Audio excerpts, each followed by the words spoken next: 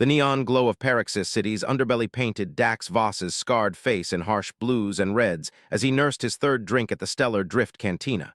Rain pattered against the grimy windows, blurring the lights of patrol drones that occasionally swept past. He checked his chronometer again. Doran was late, as usual. "You look desperate," a raspy voice said from behind. Dax didn't turn. "You look like you're trying to get your throat cut sneaking up on people." Doran, a lanky cerulean with translucent skin that revealed the outline of his internal organs, slid into the seat opposite. Such hostility for an old friend who brings opportunity. "Last opportunity you brought me cost 2 of my crew their lives and my ship its primary drive coil," Dax growled, downing the remainder of his drink. "I'm listening only because I need credits." Doran's pupil-less eyes glinted. "Simple transport job, 1 passenger, off-world, triple your usual rate." "Triple means triple the trouble. Who's the passenger?" "Does it matter? You get half up front." Doran slid a credit chip across the table.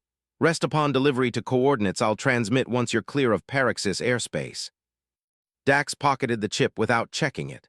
Desperation had become his unwelcome companion since Imperial forces had annexed the outer colonies. Smuggling runs had dried up, and the few available paid barely enough to keep fuel in his ship, the Nomad's fortune. "When and where's?" "Docking Bay 42, 1 hour," Doran stood. "And Dax, no questions, the passenger doesn't want conversation." An hour later, Dax waited beside his ship, a modified Kestrel-class transport that had seen better decades. The docking bay's mist recyclers were malfunctioning, creating an eerie fog that swirled around the Nomad's landing struts. Footsteps echoed across the metal floor. Through the mist emerged 2 figures, Doran and a hooded companion. As they approached, the companion lowered her hood, revealing features that made Dax's breath catch. She was unmistakably Lumerian, tall and slender with iridescent skin that seemed to capture and reflect the dim bay lights. Her eyes were large, multifaceted like precious gems, and currently fixed on Dax with unnerving intensity. "This is Alara," Doran said. "No surname necessary." Dax nodded, professional mask firmly in place despite his surprise. Lumerians were rarely seen since their homeworld had fallen 5 years ago. Most had been killed or captured during the Imperial Purge. "My ship's ready," he said simply. "Then our business is concluded," Doran replied, handing Alara a small pack before disappearing back into the mist. Dax gestured toward the ship's ramp. "We should move. Harbor patrol increases after midnight." Alara spoke for the first time, her voice melodic with an underlying resonance that seemed to vibrate through Dax's chest. "You have questions, Captain Voss. That's natural. But for your safety and mine, it's better not to ask them. Lady, all I care about is getting paid and staying alive. In that order." A hint of a smile touched her lips. "Then we understand each other." As they boarded the Nomad, alarm klaxons suddenly blared throughout the docking bay. Red emergency lights bathed the ship as blast doors began closing. "Imperial Security Forces," a mechanized voice announced. "Remain where you are for inspection." Dax cursed, shoving Alara toward the ship. "Get inside. Strapping bay, 3rd door on the left. Hide yourself." He slammed his palm against the ramp controls and sprinted to the cockpit, firing up engines that should have had 10 more minutes to warm. The Nomad groaned in protest as Dax forced her systems online. Through the viewport, he saw armored figures pouring into the bay. "This is no routine inspection," he muttered, overriding safety protocols. The ship lurched as he engaged thrusters at dangerous interior levels. The ramp was still closing as the Nomad lifted, scraping against the bay doors that were now only half shut. Metal screeched against metal, and warning lights flooded his control panel. They cleared the bay by mere centimeters, accelerating into Paraxis's smog-choked atmosphere. Dax's hands flew across controls, plotting an erratic course toward the upper atmosphere as pursuit crafts scrambled behind them. He'd run this gauntlet before, but never with such immediate heat. His new passenger was trouble, the kind that got people killed, but for now they shared the same goal, getting off this rock alive. The Nomad's fortune shuddered as another blast from the pursuit craft grazed their deflector shields. Warning lights bathed the cockpit in an ominous red glow. "They're not backing off at the atmosphere boundary," Dax muttered through gritted teeth, pulling the ship into a steep dive that momentarily threw off their pursuers. This isn't some customs patrol worried about unpaid tariffs. Alara gripped her seat, knuckles pale against her iridescent skin. Can we make the jump to hyperspace? Not with them locked onto our signature, Dax replied, banking hard to avoid another volley of fire. And not without blowing out what's left of our shields. He hadn't questioned why Imperial forces were so determined to capture them. The less he knew about his passenger, the better. But as 3 more pursuit craft appeared on the scanner, converging on their position, Dax realized that professional detachment might get them both killed. What exactly did you do to warrant this kind of attention? He asked, engaging the ship's countermeasures. A cloud of electromagnetic chaff bloomed behind them, temporarily scrambling the nearest pursuers' targeting systems. I existed, Alara said quietly. Before Dax could press further, a proximity alarm shrieked. A heavy cruiser had appeared ahead, positioning to cut off their escape vector. Hold on, Dax shouted, slamming the Nomad into a maneuver that strained both ship and occupants. They skimmed beneath the cruiser's massive hull, so close that the viewscreen filled with the sight of armored plating rushing overhead. The desperate move bought them precious moments. Dax punched coordinates into the nav computer. This isn't the planned route, Alara observed.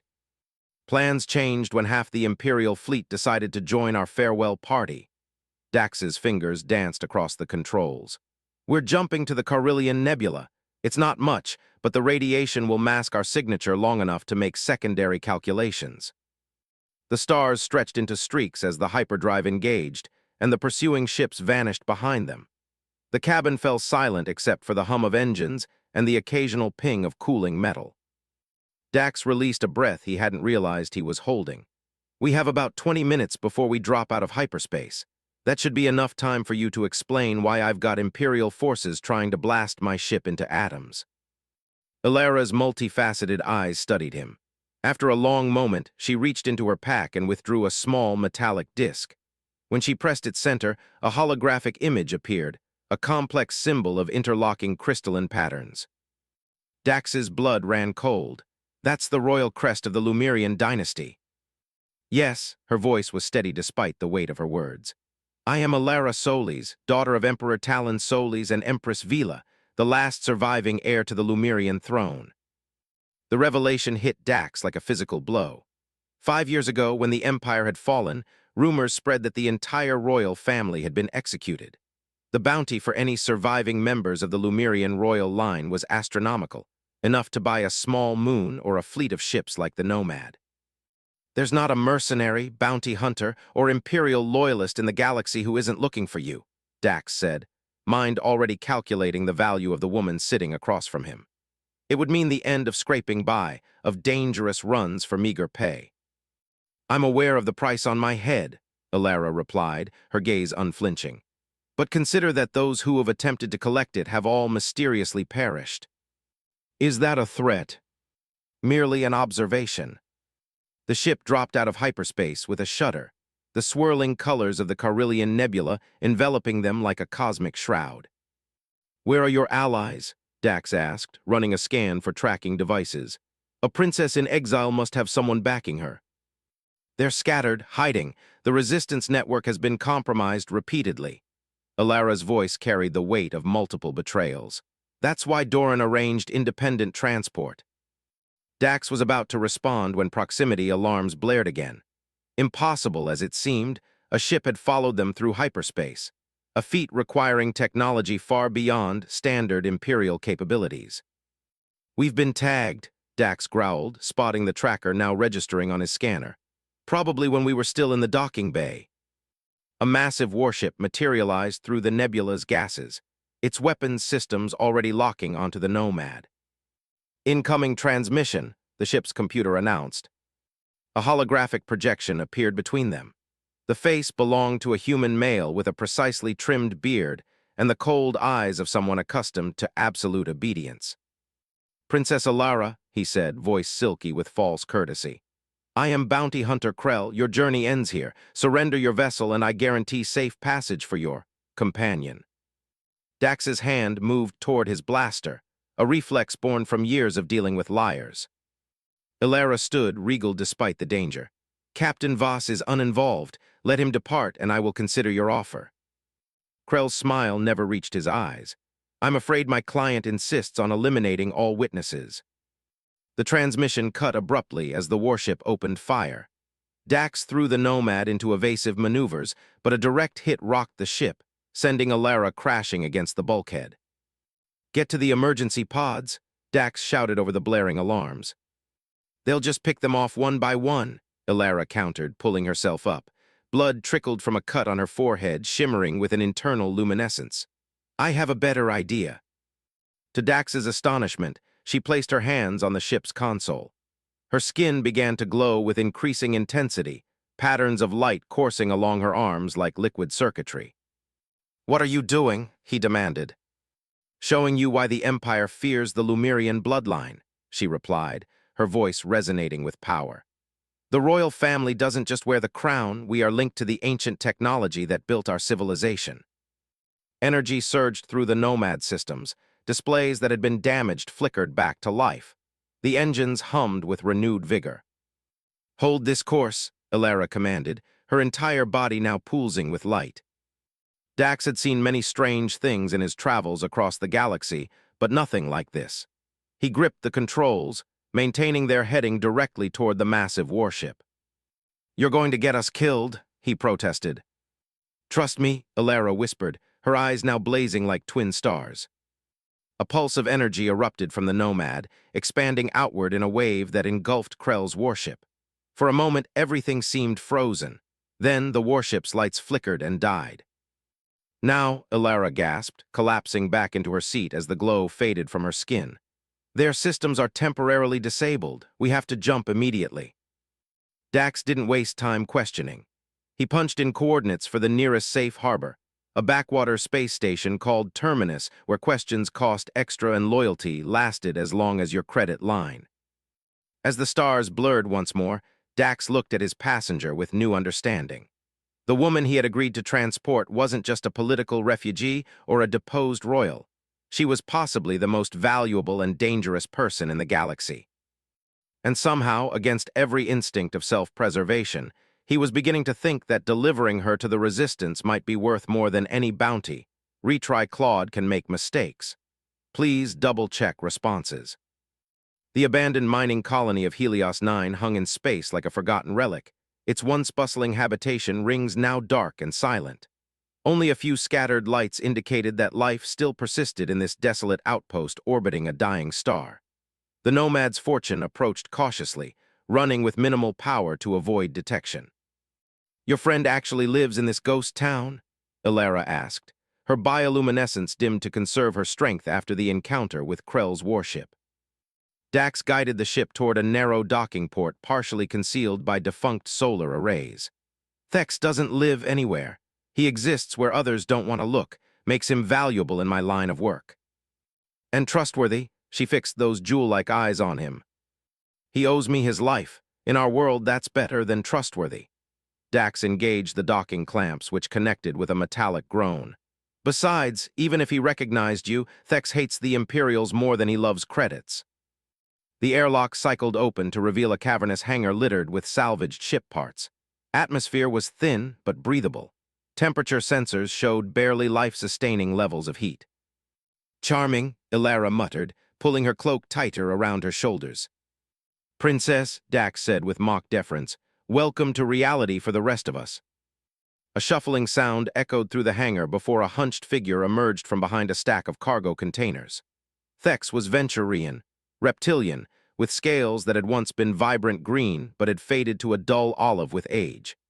A cybernetic implant replaced his left eye, its red lens constantly scanning and adjusting. Dax Voss, he hissed, displaying yellowed fangs in what passed for a smile among his kind. Still flying that death trap? I calculated an 87% probability you'd be space debris by now. And missed the pleasure of your hospitality, Dax clasped the alien's scaly arm in greeting. We need to lie low for a while. Thex's cybernetic eye whirred as it focused on Ilara. Interesting passenger. Biological readings are unusual. She's paying well, that's all you need to know. The Venturian made a sound like escaping steam, laughter. Same old Dax, always chasing credits toward an early grave. He gestured toward a corridor. I've got a section with functioning life support and security measures. Follow me. They traversed darkened passageways that occasionally opened into vast chambers where mining equipment sat frozen in time. Thex explained that the colony had been abandoned when the mineral veins ran dry, leaving behind infrastructure too costly to salvage.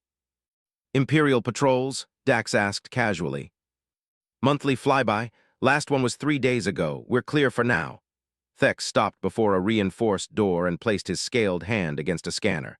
Though something has them stirred up, twice the usual chatter on communications channels.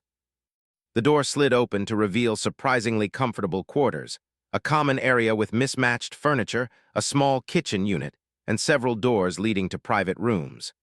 Unlike the rest of the station, this section was warm and well lit. Home sweet home, Thex announced. Water recyclers work. Food synthesizer produces something almost edible. Security system alerts if anything larger than a maintenance drone approaches within 5 clicks. Dax nodded appreciatively. You've upgraded since my last visit. Necessity. Too many scavengers think abandoned means unprotected. The Venturian's good eye narrowed. Rest. Eat. I'll check your ship for tracking devices, the more sophisticated kind that might have escaped your scanners. After Thex departed, Alara sank onto a worn couch, exhaustion evident in the slump of her shoulders. For the first time, Dax saw past the regal bearing to the fugitive beneath, a woman who had been running for 5 years, carrying the weight of a fallen civilization. How much do you know about the fall of the Lumerian Empire? She asked suddenly. Dax shrugged, rummaging through cabinets until he found a bottle of amber liquid. Same as everyone, your people's technology made you powerful. Imperials wanted it. They invaded. You lost. A simplified version. Alara watched as he poured 2 drinks, but it misses the crucial detail why they invaded. He handed her a glass. I figured it was the usual: resources, strategic position, power. It was me. She took a sip, grimacing at the harsh liquor. More specifically, what I represent. Dax settled into a chair across from her. I saw what you did on the ship, some kind of energy manipulation. Bioresonance technology, she corrected. The ability to interface directly with energy fields and systems. All Lumerians possess some version of this gift, but the royal bloodline carries a more potent strain, refined through generations. So you're a living weapon. Or a living key. Alara leaned forward. Our ancestors built technologies that respond only to our specific biological signature. Weapons systems, yes, but also healing matrices, terraforming arrays, starships unlike anything the current age has seen. Dax whistled low. No wonder they want you. The Imperial commander who led the invasion, Verax, believes that possessing me, literally and figuratively, would grant him access to these technologies. Her multifaceted eyes darkened. He plans to legitimize his claim to Lumerian power through forced marriage. The thought stirred something primitive in Dax's chest, a protective instinct he thought he'd buried years ago alongside other useless emotions like loyalty and hope. The resistance, he said, steering away from the uncomfortable feeling. What exactly is their plan? Restoration of the monarchy. Freedom for the surviving Lumerians first, then perhaps reclamation of our homeworld. She set down her glass. But we need allies, resources. Their conversation was interrupted by Thex's return. The Venturian's expression was grave. Your ship was clean, but I intercepted a coded transmission. Bounty hunters. They're tracking you through quantum resonance, something in your biological signature, he said, looking at Alara. My bioluminescence, she whispered. They've found a way to trace it. How long do we have? Dax asked, already calculating escape routes. 2 days, maybe less. Thex's cybernetic eye pulsed rapidly. I can modify this section's shielding to mask her signature temporarily, but it's not a permanent solution. After Thex left to work on the shielding, an uncomfortable silence fell between Dax and Alara. The realization that their safety was measured in hours rather than days changed the atmosphere. You should rest, Dax finally said, rising from his chair. Alara caught his wrist, her touch sending an unexpected warmth through his skin. Why haven't you turned me in? The bounty would set you up for life. It was a question he'd been asking himself since learning her identity. The logical answer, The smuggler's answer never quite materialized. "Maybe I'm curious to see how the story ends," he replied with a half-smile. Her grip tightened slightly. "Stay with me tonight, please." The request carried no seductive undertone, just the naked vulnerability of someone who had spent too long looking over her shoulder. Dax hesitated, then nodded, settling beside her on the couch. Alara leaned against him, her head coming to rest on his shoulder. Gradually, the tension left her body as sleep claimed her. In the dim light, her skin began to glow softly with patterns that shifted like constellations. Dax watched, mesmerized, as the luminescent designs pulsed in rhythm with her heartbeat. For the first time in years, he allowed himself to acknowledge a dangerous truth. Some things were worth more than credits. Some people were worth protecting, not for profit, but because the galaxy would be darker without their light. As Dax drifted into uneasy sleep, he couldn't know that Thex stood in the corridor outside, speaking in hushed tones through a secure communicator. "Yes," the Venturian whispered. "I have them both. The price has doubled since your last offer, Commander Verax.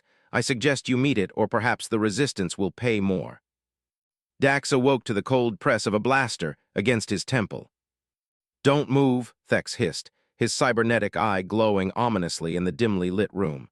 "Commander Verax appreciates efficiency, and I'd rather not damage the merchandise." Beside Dax, Alara stirred awake, her eyes widening as she took in the situation. Her skin flared with sudden light, a defensive reaction, but it quickly dimmed as three armored figures emerged from the shadows, weapons trained on her. "You treacherous lizard," Dax growled, mentally calculating the distance to his own blaster, which lay frustratingly out of reach. "What happened to our arrangement?" Thex's mouth stretched into what might have been a smile. It was superseded by a more profitable one. "The commander's bounty on the princess has reached unprecedented levels, enough to buy my own planet, not just this forgotten scrap heap." Heavy footsteps echoed through the corridor outside before the door slid open to reveal a tall, imposing figure. Commander Verax cut an impressive silhouette in his meticulously tailored Imperial uniform, medals of conquest gleaming on his chest. His face was handsome in a cold, architectural way, all sharp angles and calculated symmetry. "Princess Alara," he said, his voice cultured and precise. "How fitting to find you in such humble surroundings. It perfectly illustrates why the Lumerian dynasty failed, too much concern for the common rabble." Alara rose with quiet dignity despite the weapons pointed at her. "The dynasty didn't fail, Verax. It was betrayed by opportunists like you who mistake cruelty for strength." Verax approached her, reaching out to touch her luminescent skin with unsettling familiarity. Dax tensed, only to feel Thex's blaster press harder against his skull. "Such nobility even in defeat," Verax mused. "It will serve you well as my consort. The people respond to symbols, and you, my dear, are the most valuable symbol in the sector." "I'd rather die," Alara replied evenly. "That can be arranged," Verax said, smile never faltering. "But not before you activate the luminous arc for me, your ancestors' greatest achievement, a vessel with the power to terraform worlds or reduce them to ash. The perfect tool to consolidate my control over the former Lumerian territories." He turned his attention to Dax. "And you, the smuggler who thought to profit from my prize, your fate depends entirely on your usefulness." "Go to hell," Dax spat. Verax sighed theatrically. "Predictable response from a predictable man," he gestured to his guards. "Take them both to my flagship, separate containment cells. The princess is to be treated with all courtesies befitting her station. The smuggler," his cold eyes narrowed. "Make him regret his choice of words." As they were marched toward a waiting shuttle, Dax caught Alara's gaze. Despite their dire circumstances, she maintained her composure, but her eyes conveyed a silent message. This isn't over. The cell aboard Verax's flagship, the Imperial Dominance, was a masterpiece of calculated discomfort. Not overtly tortuous, but designed to break resistance through subtle psychological torment. Lights that were always slightly too bright, sounds just irregular enough to prevent relaxation, and a pervasive chill that seeped into bones. Dax had been stripped of everything useful, left in a simple gray jumpsuit that offered minimal protection against the cold. His face bore the evidence of the guards' welcome, a split lip, bruised cheek, and what felt like a cracked rib. He had lost track of time, another intentional disorientation tactic, when the cell door finally hissed open. Two guards entered, followed by Commander Verax himself. "I trust your accommodations have given you time to reconsider your position," Verax said, examining his immaculate fingernails. Dax leaned against the wall, affecting nonchalance despite his injuries. "Actually, I've been thinking about redecorating. This minimalist approach lacks personality." A flicker of annoyance crossed Verax's face. Humor, the last refuge of the powerless. He approached, hands clasped behind his back. "Let me be direct. Princess Alara refuses to cooperate without assurance of your safety, a sentimental weakness I'm willing to exploit." "She barely knows me," Dax countered, though the thought of Alara negotiating for his welfare stirred something in his chest. "Perhaps, yet she seems convinced of your value." Verax's expression hardened. "I'm offering you life, smuggler, perhaps even wealth. All you need to do is persuade her to activate the luminous arc.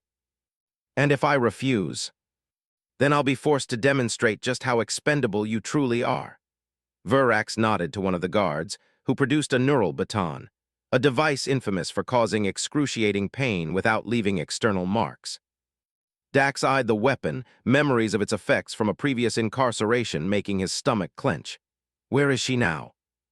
"Preparing for our bonding ceremony," Verax replied with smug satisfaction. "In 3 days, I will become the legitimate heir to the Lumerian legacy through sacred marriage rites. Whether she cooperates willingly or not is irrelevant to the legality of the union." The thought of Alara forced into marriage with this tyrant ignited a rage in Dax that surprised him with its intensity. Something must have shown in his expression, because Verax smiled coldly. "Ah, I see you've developed feelings for my betrothed. How predictably pedestrian." He gestured to the guards. "Take him to the princess. Let her see what her defiance has cost. Perhaps that will soften her resolve." They were reunited in what would have been a luxurious stateroom under different circumstances. Massive viewports revealed the vastness of space, currently overlooking a blue-green planet that Dax recognized as Helios Prime, the capital of Verax's growing empire. Alara gasped when she saw Dax's condition. She wore an elaborate gown of shimmering material that amplified her natural luminescence, but her face was drawn with worry and fatigue. "What have they done to you?" she whispered as the guards shoved him forward before retreating to positions by the door. "This just a misunderstanding about the cell's interior design." Dax managed a pained smile. "You look royal." "A costume for Verax's charade." Her multifaceted eyes blazed with anger. "He plans to broadcast the ceremony across all former Lumerian territories, a symbolic victory to crush what remains of the resistance." Dax lowered his voice. "He wants me to convince you to activate something called the luminous arc. And I've been refusing to spare you further torture." Her hand touched his bruised face gently.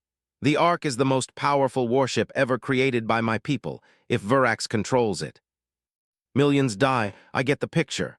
Dax glanced at the guards, assessing distances and reaction times. "Any chance of using your glowy trick to get us out of here?" Alara shook her head minutely. "They've injected me with a compound that suppresses my bioresonance abilities. It will wear off eventually, but not before the ceremony." One of the guards stepped forward. "That's enough conversation, Commander's orders." An idea formed in Dax's mind. Desperate, probably suicidal, but better than waiting for execution or watching Alara forced into marriage. "Wait," he said, turning to the guard. "Tell Verax I'll help him. I'll convince her to cooperate." The guard hesitated, then activated his comm unit. After a brief exchange, he nodded. "The commander will speak with you. Come." As Dax was led away, he caught Alara's questioning gaze. He gave her the slightest nod, the same signal they'd used during their escape from Paraxis. "Trust me." Commander Verax's private office exuded power and wealth. Artifacts from conquered worlds displayed as trophies, rare materials forming the furnishings, and security systems far beyond standard Imperial issue. "A change of heart?" Verax asked, dismissing the guards with a wave. "Or simply a more elaborate deception?" Dax stood as straight as his injuries allowed. "Self-preservation. You're going to win this round no matter what we do. I'm just looking for the best outcome for myself." "Refreshingly honest." Verax gestured to a chair. "Sit, tell me what you propose." "Information in exchange for freedom and compensation." Dax remained standing. I spent days with the princess. She talked, I listened. I know things about the Lumerian technology that might help you. Persuade her. Interest flickered in Verax's cold eyes, such as, the bioresonance isn't just suppressed by your drugs, it's redirected. The more you dampen her abilities, the more they build up internally, like a pressure valve. Dax was improvising, building on fragments of truth Alara had shared. Push too hard, and when the drugs wear off, the resulting energy surge could destroy half your ship. Verax frowned, clearly weighing the possibility. Our scientists detected no such mechanism. Your scientists didn't spend 5 years in hiding with the Lumerian resistance. Dax shrugged, wincing at the pain in his ribs. But it's your ship, your risk to take. A moment of tense silence passed before Verax rose from his desk. Let's assume I believe you. What do you suggest? Reduce the dosage. Let her abilities return gradually. I can talk her through the activation process for the Ark without risking a catastrophic release. Verax studied him with calculating eyes. And your price for this service? A ship, enough credits to disappear permanently, and assurance that once the Ark is yours, Alara remains unharmed. The last request slipped out before Dax could stop himself. A thin smile spread across Verax's face. How touching. Very well. I'll order the medical team to adjust her treatment. You will remain under guard at all times. He leaned closer. But know this, smuggler, if this is deception, I will ensure your death is studied by Imperial torturers for generations to come. As Dax was escorted back to Alara's quarters, a plan crystallized in his mind. If he was right about how the suppressants worked, they might have one chance, one moment when Alara's abilities would surge before stabilizing. Timing would be everything. What he hadn't told Verax was the other piece of information Alara had shared during their nights at Thex's hideout. Lumerian royalty could link their bioresonance with those they trusted, temporarily extending their abilities to others. All he needed was her trust, perfect timing, and a miracle or two. As plans went, he'd succeeded with worse odds, though not by much. The day of the ceremony arrived with imperial fanfare. The flagship's great hall had been transformed into a grotesque parody of Lumerian sacred space. Crystalline formations imported from the conquered homeworld, arranged in patterns that almost, but not quite, captured the mathematical precision of authentic Lumerian design. Dax stood near the viewport, flanked by guards but dressed now in formal attire, another part of Verax's elaborate spectacle. The commander wanted witnesses to his triumph, even the smuggler who had unwittingly delivered the prize. Through the viewport, Dax could see the assembled Imperial fleet, 12 warships arranged in ceremonial formation. View screens throughout the hall showed crowds gathered on planets and stations across the sector, forced to witness the union that would legitimize Verax's claim to Lumerian territories and technology. Quite the audience, a familiar voice hissed. Dax turned to find Thex slithering toward him, now dressed in the uniform of an Imperial advisor. The Venturian's cybernetic eye whirred as it adjusted focus. Come to gloat, Dax asked, keeping his voice neutral despite the rage bubbling beneath. Come to collect, Thex corrected. The commander pays his debts promptly, unlike certain smugglers. I'll be departing after the ceremony with enough wealth to purchase a small system. Enjoy it while it lasts. Verax doesn't leave loose ends. Something flickered across Thex's reptilian features, doubt perhaps. The commander values loyalty. The commander values power, Dax countered. And the only thing more dangerous than an enemy is a friend who's proven they can be bought. Before Thex could respond, trumpets blared. Commander Verax entered, resplendent in a uniform that incorporated elements of Lumerian design, an outfit that would have been punishable by death when the Empire still stood. He strode to the crystalline altar with practiced confidence, every movement broadcast to the watching billions. Today, his voice resonated through amplifiers, we heal the wounds of conflict. Today, two civilizations become one under enlightened rule. The massive doors at the opposite end of the hall parted. Alara appeared, escorted by 4 guards. Her ceremonial gown cascaded like liquid starlight, her natural luminescence enhanced by the reduced suppressants in her system. She moved with the dignity of her lineage, head high despite the circumstances. Their eyes met briefly as she passed Dax. A barely perceptible nod confirmed their fragile plan remained in place. The ceremony proceeded with pompous gravity, Verax speaking of unity, while armed guards stood at every exit. When the time came for the traditional exchange of vows, Verax produced an ancient crystal sphere from a secure container. "The activation orb," he announced, "through which Princess Alara will now demonstrate her commitment by awakening the luminous arc, dormant these 5 years since the unfortunate conflict." This was the moment. Everything depended on what happened next. Alara's voice carried clearly through the hall. "Before I proceed, I request the traditional blessing of a witness from my people." Verax's expression tightened almost imperceptibly. "Your people are represented here only by yourself, Princess." "Not entirely true," she replied, gesturing toward Dax. "This man has protected me, shared my journey. By Lumerian custom, that grants him status as Imperial Guardian during the ceremony." Murmurs rippled through the gathered officials. Verax clearly hadn't anticipated this request, but with billions watching, outright refusal would appear disrespectful to the very traditions he claimed to honor. "Very well," he conceded with a cold smile. "The smuggler may approach." The guards escorted Dax forward until he stood beside Alara at the altar. Her eyes met his for a fleeting moment, conveying both determination and fear. "Place your hands on the sphere with mine," she instructed loudly enough for all to hear. "The Guardian's touch completes the circuit of trust." As their hands connected on the crystal sphere, Dax felt an immediate tingling sensation spreading up his arms. Alara began reciting words in ancient Lumerian, her skin pulsing with increasing luminescence.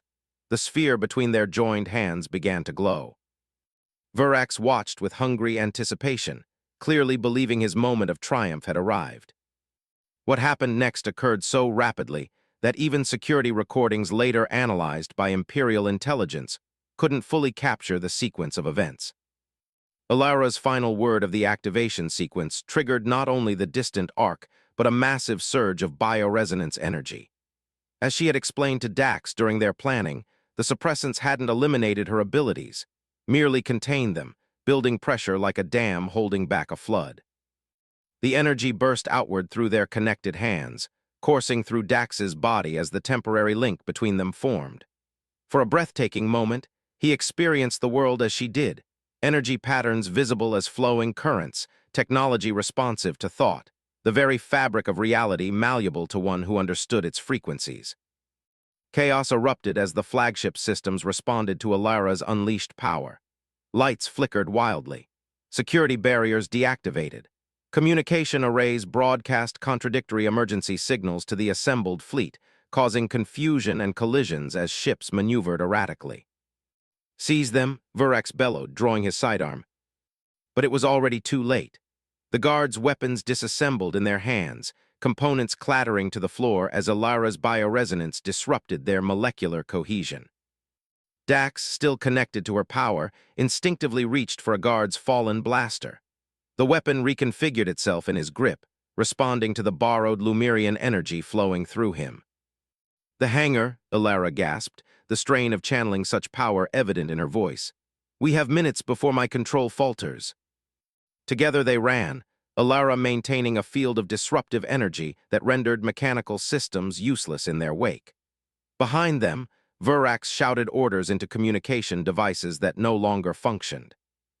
They reached the hangar bay to find it in disarray. Emergency protocols had sealed most ships, but one sleek scout vessel sat with its ramp extended, engines humming. "That's not possible," Dax muttered as they approached. "Security protocols would be known intimately by someone who once worked in Imperial logistics," came Thex's raspy voice from within the ship. The Venturian stood at the top of the ramp, cybernetic eye pulsing rapidly. "Perhaps I reconsidered where true profit lies in this scenario." Dax hesitated, blaster raised. "Why would I trust you twice?" "Because Verax's forces will be here in approximately 47 seconds, and this vessel is your only chance of escape." Thex's scaled face revealed nothing. "Consider it repayment of an old debt." Alara swayed beside Dax, her power clearly waning. "We don't have time for debate." With no better options, they boarded. True to his word, Thex immediately relinquished the controls to Dax, who guided the ship out of the hangar as emergency systems finally began to recover from Alara's disruption. "The Ark?" Dax asked as they accelerated away from the flagship. Activated but not as Verax intended, Alara replied, collapsing into a seat as her luminescence dimmed to normal levels. I redirected the initialization sequence. It's awakening at the coordinates I provided to the Resistance, far from Imperial control. Thex watched her with undisguised fascination. The Resistance has a functional base. I had calculated their probability of survival at less than 12%. The probability of defying impossible odds, Dax said with a sidelong glance at his former friend, is something smugglers understand better than mathematicians. They outran the initial pursuit, Dax pushing the scout ship to its limits as they navigated to the edge of the system. Behind them, Verax's flagship launched fighters, but the confusion Alara had sown through the fleet provided crucial minutes of advantage. When they reached the jump point, Alara provided coordinates that Dax didn't recognize, a system beyond the standard navigation charts. "You're sure about this?" he asked, fingers hovering over the hyperdrive controls. "It's where the remains of my people have gathered," she confirmed. "Where the Ark will meet us if we survive this jump." As Imperial vessels closed in, Dax made the decision that would define the rest of his life. He engaged the hyperdrive, sending them hurtling toward an uncertain future. The hidden sanctuary of the Lumerian Resistance existed in a nebula-shrouded system deliberately erased from galactic records centuries ago. As their ship emerged from hyperspace, Dax was greeted by the breathtaking sight of crystalline structures floating in the void. Not stations or ships as he understood them, but living architecture that pulsed with the same energy he had briefly shared with Alara. And dwarfing them all was the luminous Ark, a vessel that defied conventional understanding of spacecraft.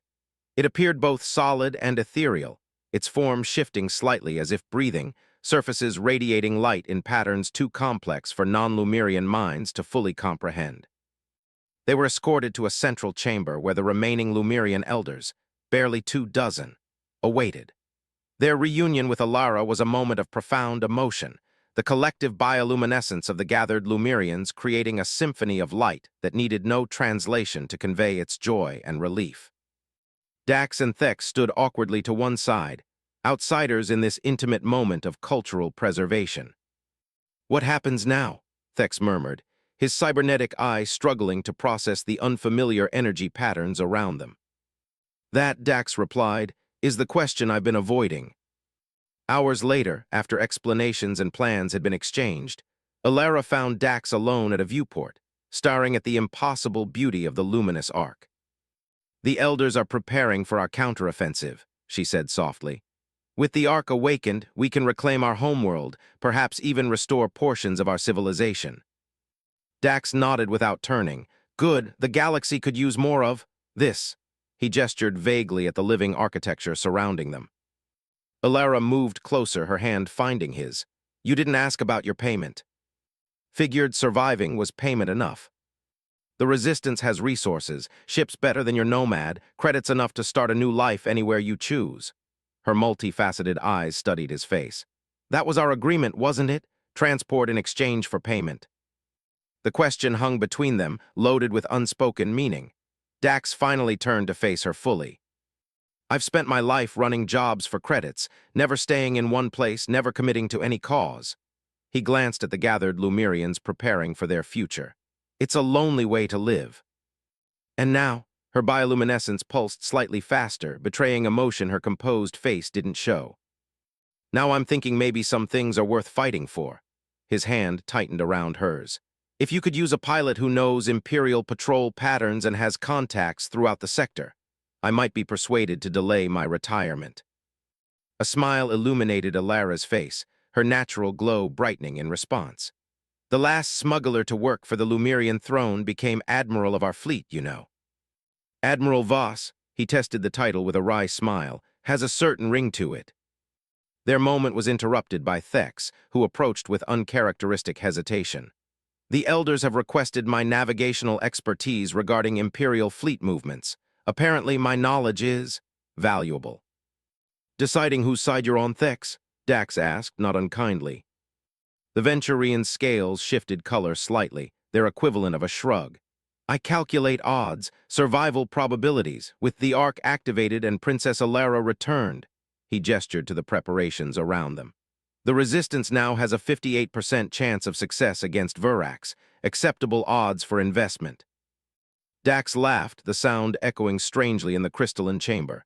In our line of work, that's practically a guarantee. As Thex departed, Elara turned to Dax once more. You understand what joining us means? This isn't just another job. It's a commitment to something larger than yourself, to rebuilding what was lost, to creating something new. Dax thought of his life before, endless jobs, temporary allies, always looking over his shoulder for the next betrayal or opportunity.